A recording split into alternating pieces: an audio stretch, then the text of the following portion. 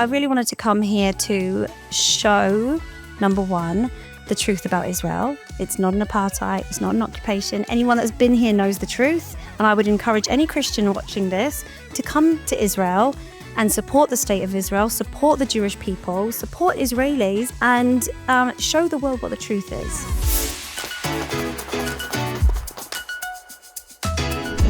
I'm so pleased to have back in the show my friend Reverend Hayley Ace, who is the founder, along with her husband Tim, of Christian Action Against Antisemitism. Welcome back, Hayley. Thank you so much for having me. It's amazing to be back, and I love your new studio. Isn't it amazing? It's gorgeous. I'm very happy that you get to experience it. The last time we were in the little studio. Yeah. Hayley, why are you back in Israel? I'm back here really because the last 14 months, the work that we've been doing has been supercharged since October the 7th, and seeing the West embrace Islamism, embrace and support Hamas, Hezbollah, the Ayatollah. You see this danger of the Trojan horse, red herring that is the Free Palestine movement, which is really the cover for Islamism. And you see these white, privileged teenagers. You see people in the West embracing it, supporting it, not realizing that this ideology is coming for them as well. And so I really wanted to come here to show, number one, the truth about Israel. It's not an apartheid, it's not an occupation. Anyone that's been here knows the truth. And it's important that Christians come here. And I would encourage any Christian watching this to come to Israel and support the state of Israel, support the Jewish people, support Israelis, and get in the country, spend your money on tourism, and show the world what the truth is. Hayley, when you say you've seen it, you've really seen it, because every time I've been to London and there's been a demonstration, you're one of the leaders of the demonstration. Yeah. I mean, I've only been to two because I don't live there, but you're there every time. Your organization is there, your church is there every time. But you've also seen the pro-Hamas protests. They've come for you. Tell us a little bit about what you see in the streets of your city. In my city, in London, we see the Hamas flag, we see the ISIS flag, we see open support for Hezbollah. And although the Met Police say, it's illegal, it was prescribed terrorist, etc., really it feels, because I've been there, as you say, it feels like there's a two-tier system. We see the red triangle. Tell us a little bit about this two-tier, because some people don't really understand what that means. That means that the police deal with a pro-Israel supporter, completely different to a pro-Palestinian supporter.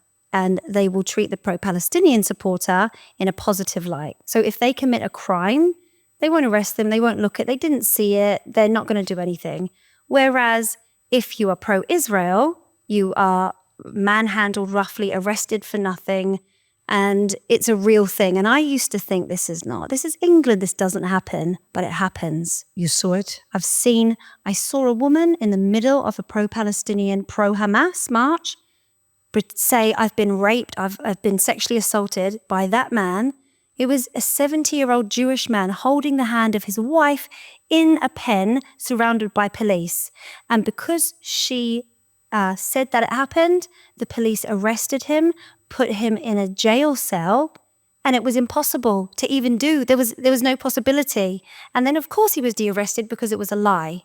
That's incredible. We can be, I get threats of rape, that they're going to kill my children, and I'll tell the police.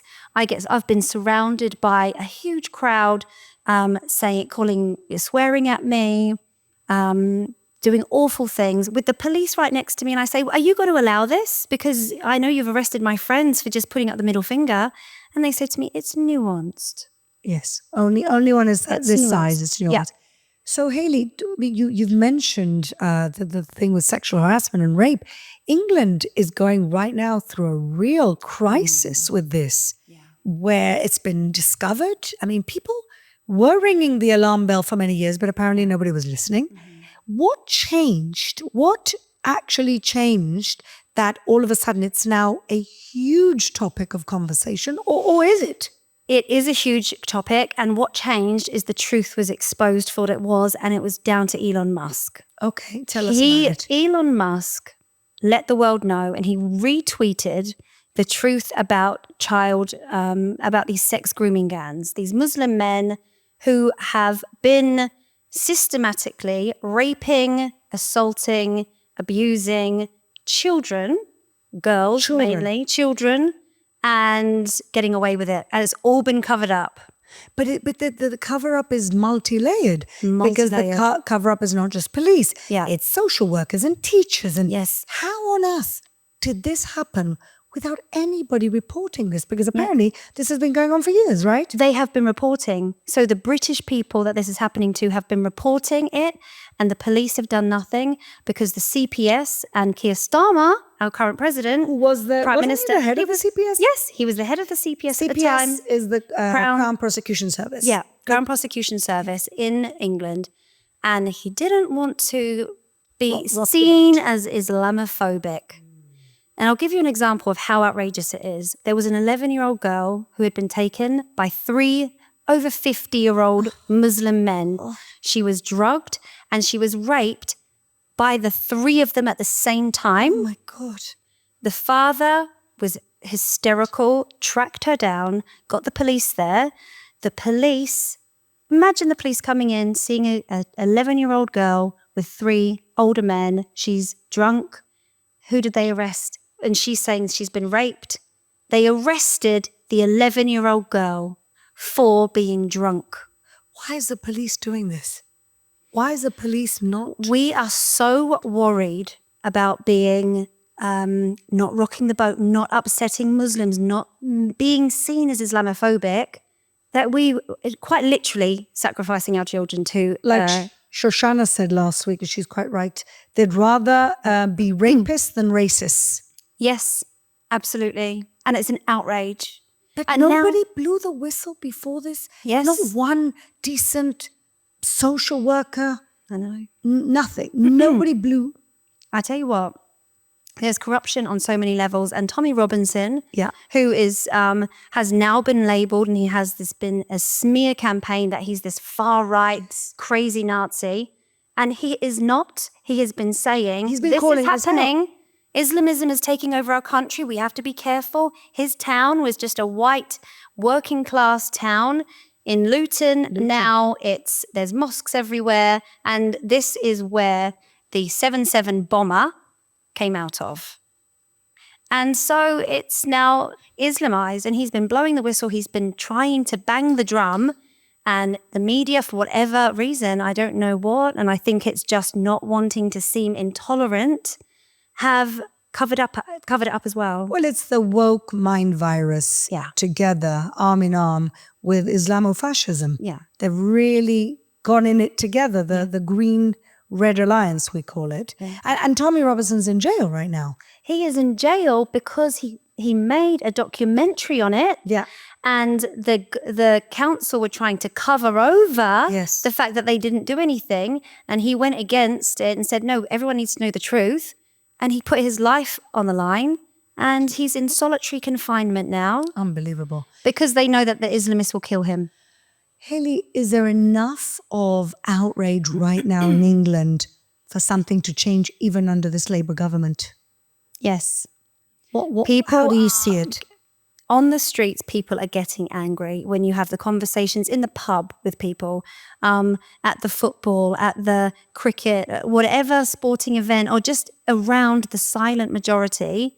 They are getting angry and they are going to rise up. And what I worry about is that this is going to be a civil war, a civil unrest. Think so? I think so. Because I think that British people are so tolerant and accepting that you step on a British person's toe, they say sorry. It's true.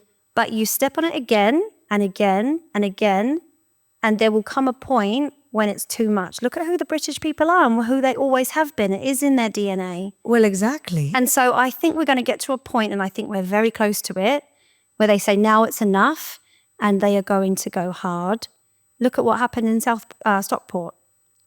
Oh, what happened? Stockport, an Al Qaeda fan. Those girls that were killed. Yeah, slaughtered children, little girls, 7-year-old, 9-year-old, 6-year-old in cold blood. And the press didn't even want to say his name. The press wouldn't say his name. They wouldn't say his religion. And he had Al Qaeda material in his home.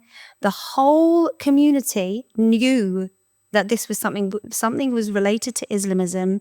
They all rose up and it was chaos and they did a lot of bad things, but they are getting frustrated. There's going to become a tipping point and it's not going to be very, very far away, I feel. But is this government going to be the government that's going to take action? No. So what's going to happen? You have to ride out this government and wait for the next? I think we're going to have to ride it out. But in the meantime, there's going to be a lot of civil unrest because it's going to get worse. And we're seeing support for the Islamist ideology grow. Unbelievable. In Christmas, I was walking in Oxford Street in Christmas, and what was ringing out? Not Christmas music. It was the call to prayer. It was verses from the Quran. Imagine if Christians did that under the Ramadan lights and showed insensitivity. We show so much tolerance, but we cannot be tolerant to intolerance because these Islamists are intolerant to us. Of course. The Israeli Christians here, no. What happens? You will become a dhimmi. Yeah. You'll become a servant to this ideology, and then your rights are taken away. You have no freedom. And it's scary and it's happening. So, Hayley, tell us a little bit about the work you're doing with Christian churches in the UK. Yes. Because your whole mission, yours and Tim, your husband's, has been to educate Christian churches, to show them that being pro-Israel is part of being Christian. Yes. It's not easy in many occasions because many of them have forgotten or at least taken the narrative of the haters. Yeah. How do you manage to do that, and how are you doing with that? We are keeping on going. We're chipping away, and we feel that it is absolutely essential as anti-Semitism has exploded and all of the same tropes, the Christ killer, the Jews killed Jesus, the Jews control the world, all of these rancid, disgusting anti-Semitic rhetoric that we see even today was all birthed in the church, promoted by the church, led by the church, and they were the greatest abusers of Jews. And when a Christian is aware of that, and then when we teach them what the Bible actually says, what the Torah actually says, which they hold dear, and they just don't read it, when we show them, there is repentance that happens, and then you have your biggest supporters because it's like scales fall from their eyes, and they realize that they've been deceived by institutional Christianity, and especially when you have the Pope put a nativity and have Jesus lying on a keffiyeh. I mean, what is going on? Does he have no semblance of history, or he's just been totally indoctrinated by the pro-Palestinian brigade? Unfortunately, as you will know, as a Jewish woman, not all of your viewers will know this, especially Christian viewers, popes have been anti-Semitic since. Some more than others. Some more than others. Yeah. Yeah, I'm not saying every single pope. Yeah. I'm not saying every pope. But it is deeply woven in so much of institutional Christianity. Yeah. Both Catholicism and Protestant. They're equally as bad. Let's remember Nazi Germany were Lutherans. Yes.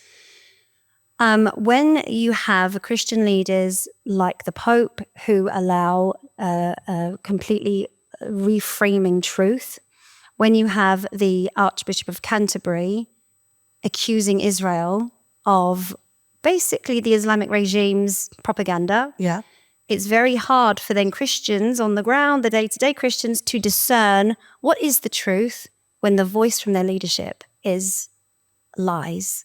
And we feel that the leadership, the Pope, the Archbishop of Canterbury, who has now left, have betrayed the Bible, have betrayed Christians, and of course betrayed the Jewish people. And what we are trying to do as an organization is put that right, teach Christians where everything came from, teach Christians what the Bible says. And when we do, it's really positive.